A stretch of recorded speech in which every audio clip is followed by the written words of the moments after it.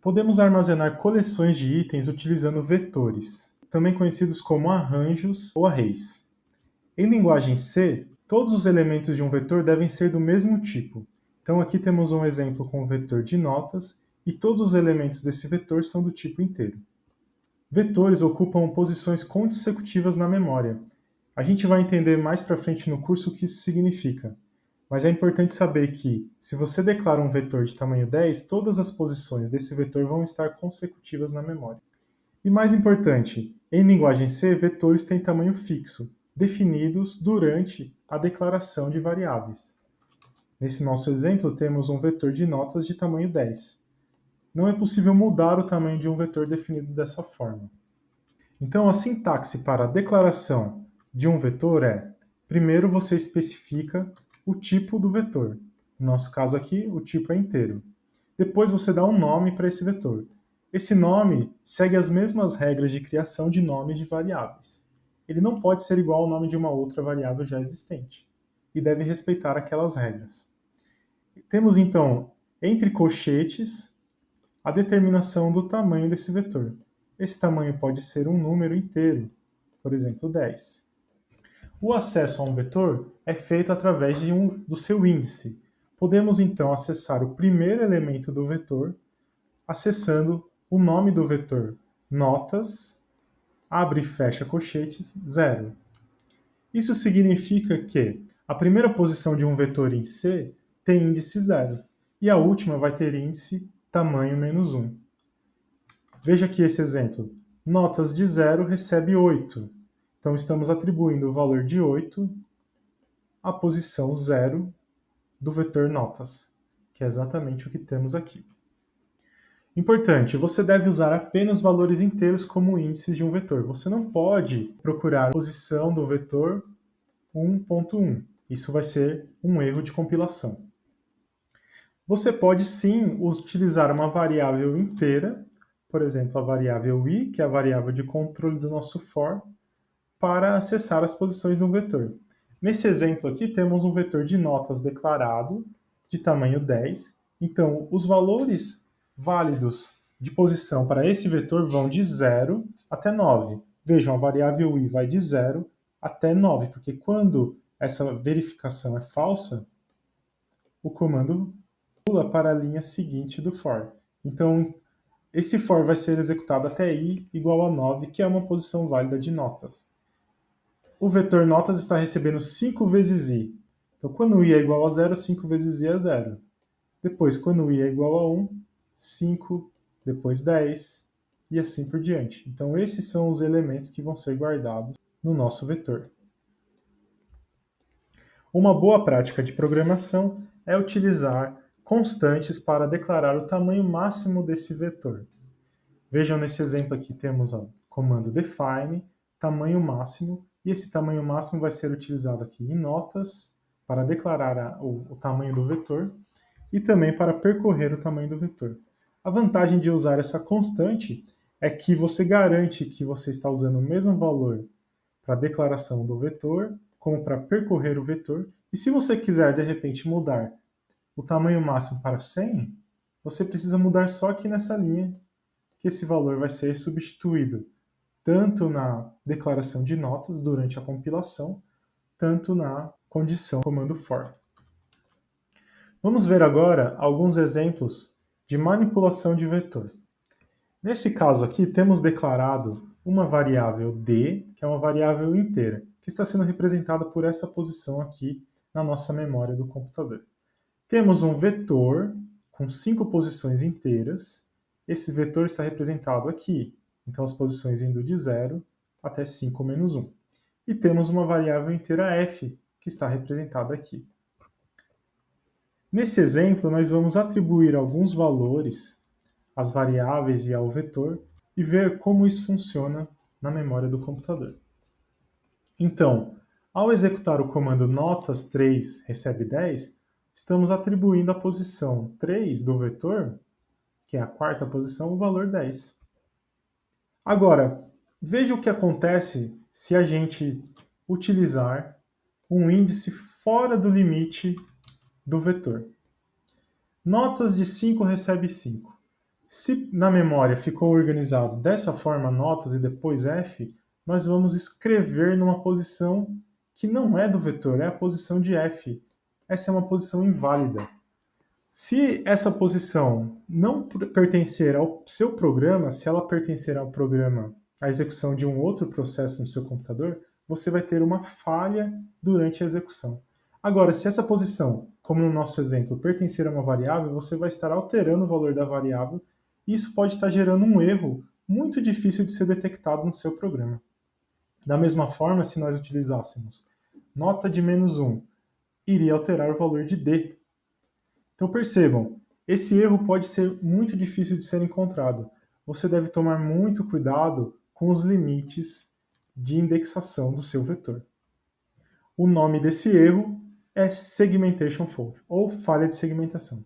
Ele significa sim que o seu programa está errado, pois você está acessando incorretamente valores de outras variáveis. Como nós comentamos, em alguns casos o seu programa é encerrado se ele acessou a região de memória de outro processo.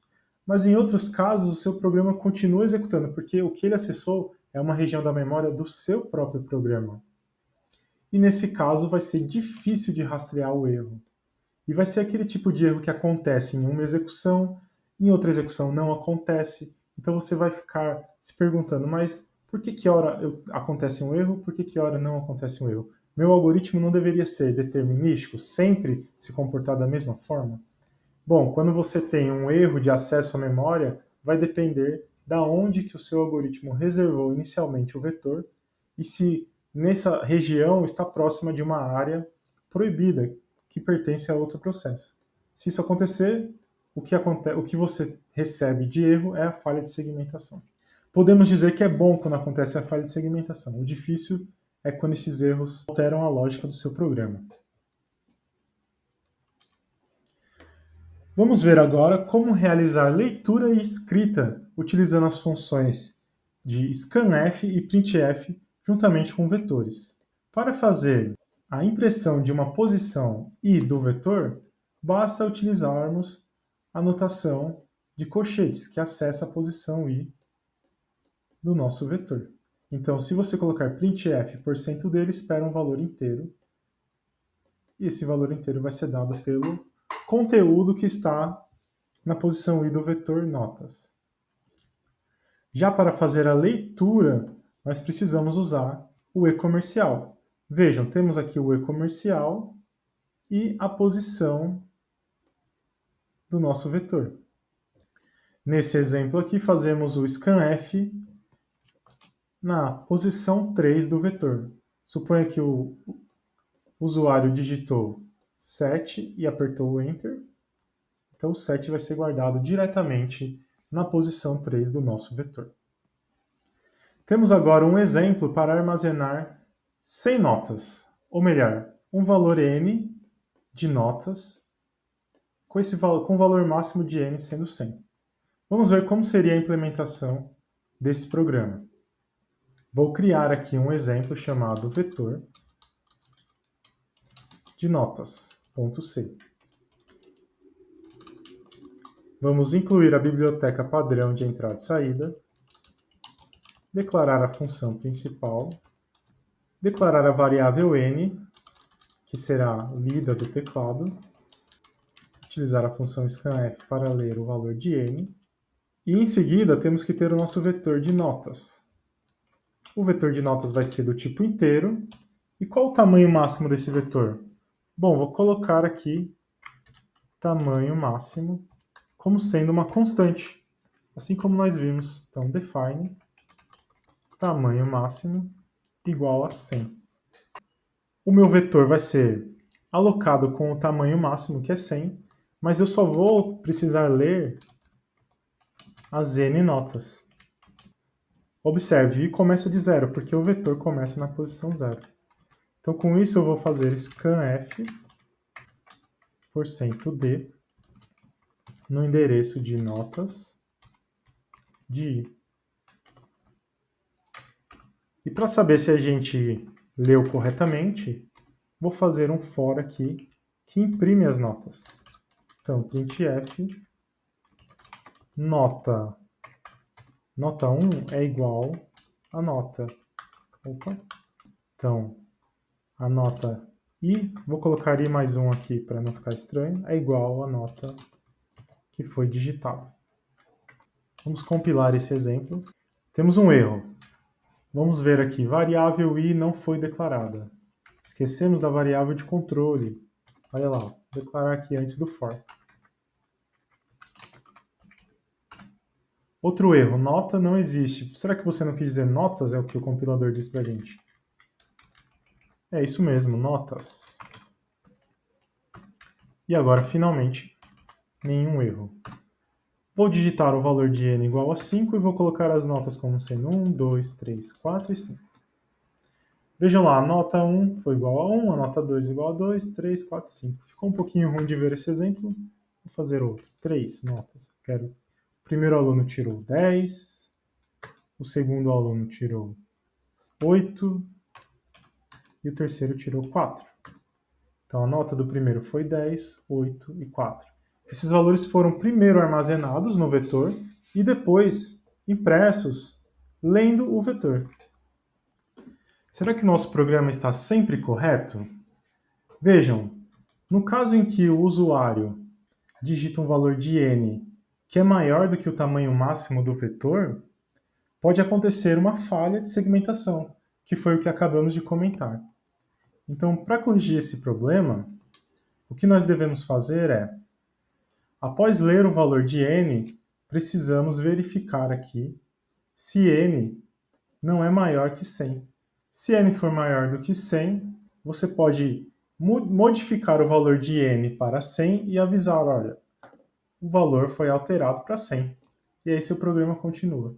Você poderia simplesmente acabar com a execução do seu programa, enviando uma mensagem de erro, mas nesse caso aqui a solução foi um pouquinho mais amigável. Podemos também inicializar os valores de um vetor durante a sua declaração. Lembrando que, assim como em variáveis, sempre que a gente não inicializar durante a declaração, o valor contido dentro das células de um vetor pode ser considerado lixo. Então você não pode assumir que todos os valores que inicialmente estão no vetor são zero, porque pode ser que dentro deles existam um 7, um 8, um 9, e isso pode mudar a lógica do seu programa.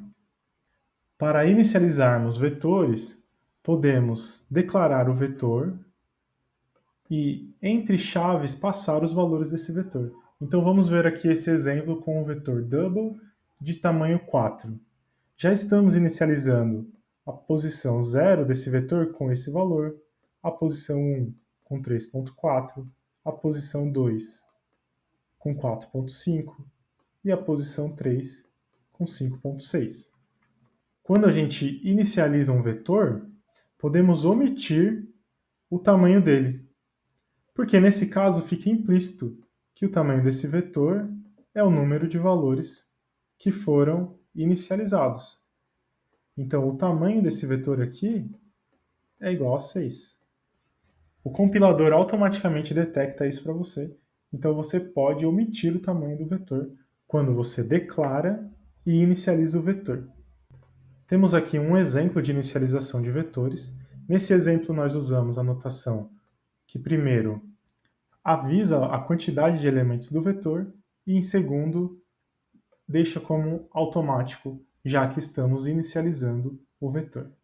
Nesse exemplo, temos a variável de controle i para os dois fors. No primeiro for, vamos até 4 e imprimimos todas as posições do vetor vet1.